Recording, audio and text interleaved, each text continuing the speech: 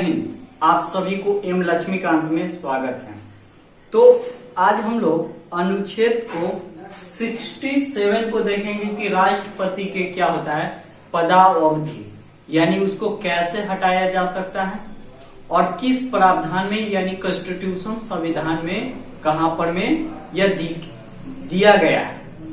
तो देखिए हमारे पास में कॉन्स्टिट्यूशन कितना 67 उपराष्ट्रपति को पदावधि क्या होगा, यानी जब अपने पद पर ग्रहण करेगा तो कितना साल के लिए रह सकती हैं। तो हमारे पास में क्या है कि जब उपराष्ट्रपति निर्वाचन होगा तो उसके लिए 5 साल के अवेलेबल होगा, लेकिन कभी भी इसको प्रभावित बहुमत से इसको हटाया जा सकता है जब ये आ सकती है। तो पहला पॉइंट तो आपको इतने याद रखना है कि 5 वर्ष के लिए पदावधि तक रह सकता है, लेकिन जब महाभियोग लगेगा, मृत्यु हो जाएगा, उस कंडीशन में अलग अलग प्रावधान रहेगी, तो इस कॉन्स्टिट्यूशन को भी समझेंगे। तो हमारे पास में क्या है कि अगर मान के चले कि राष्ट्रपति पर उपराष्ट्रपति पर हटाने की प्रक्रिया होगा तो कैसे हटा सकते हैं। लोकसभा में इसकी पहले बात जाएगी कि राज्यसभा में। तो याद रखिएगा कि राष्ट्रपति में हम बताए कि कोई किसी भी सदन में उसकी प्रस्ताव पारित किया जाएगा, लेकिन उपराष्ट्रपति को हटाना है तो केवल राज्यसभा ही में भी हो सकता है। ऑब्जेक्टिव में भी पूछा जाएगा कि केवल उपराष्ट्रपति के हटाने की प्रावधान क्या है, केवल लोकसभा की राज्यसभा की दोनों, इनमें कोई नहीं।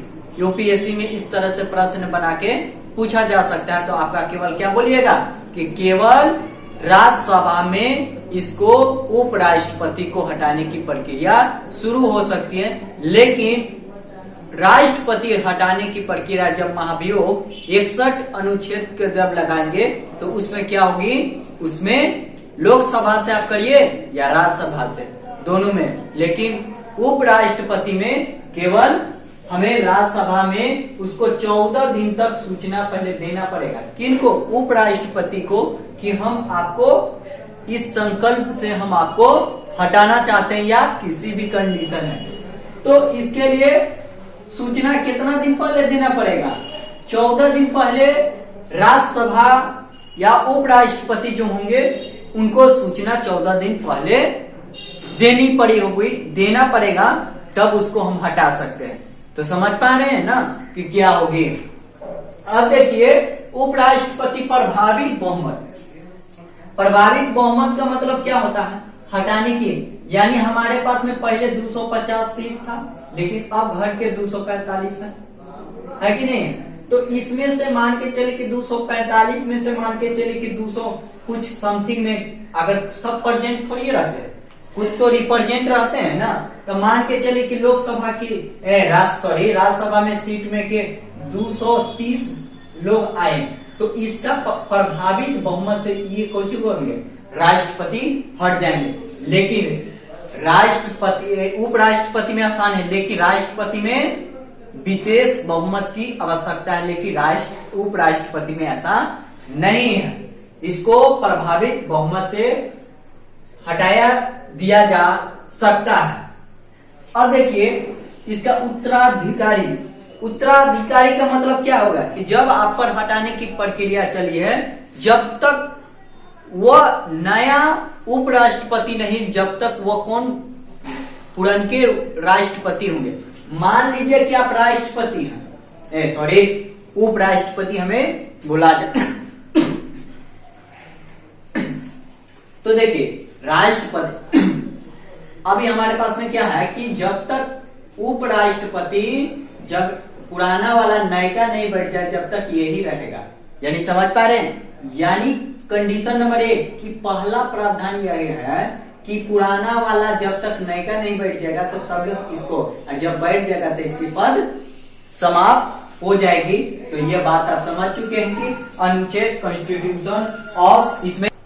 तो आप समझ गए हैं ना कि आधार क्या है, यानी अपने पद पर ग्रहण जब तक नहीं करेगा जब तक वही रहेगा। अब देखिए 68 अनुच्छेद कॉन्स्टिट्यूशन कितना है 68 यानी कब उपराष्ट्रपति की पद खाली होगा। ये आपसे नहीं पूछा जा सकता कि राष्ट्रपति के कब पद खाली हो सकता है, किन परिस्थितियों में खाली हो सकता है। तो राष्ट्रपति पढ़ते समय तो आपको हम बता किए थे। तो उपराष्ट्रपति में भी वही तो बात है, या पद से इस्तीफा दे देंगे, या उनको हटाने की प्रक्रिया होगा, या तो किसी कारण की मृत्यु होगी, मतलब किसी मृत्यु भी तो हो सकती है हमारे देखा तो देख रहे हैं कि हमारे पास में क्या है, इस चीजों को भी रिप्रेजेंट कर में इसको तो 68 अनुच्छेद पद खाली कब कब होगा, जब उनको मृत्यु होगा, त्याग दे देंगे, त्याग पत्र दे देंगे, और जब त्याग पत्र तो 68 में उपराष्ट्रपति 69 में जो है उपराष्ट्रपति अपना शपथ ग्रहण करेगा। कौन सी अनुच्छेद से करेगा, 69 से अनुच्छेद से अपना उपराष्ट्रपति अपना पद ग्रहण करेगा और शपथ ग्रहण समारोह चलता है। तो बात को समझ गए कि क्या प्रावधान है। 71 यानी 71 अनुच्छेद क्या कहता है कि अलग अलग परिस्थिति, अलग अलग मोमेंटम अनुच्छेद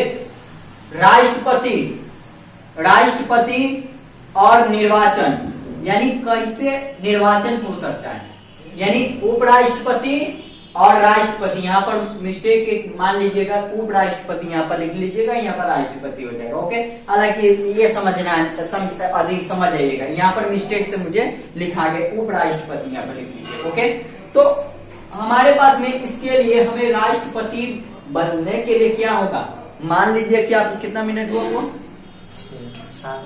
7 हो गया।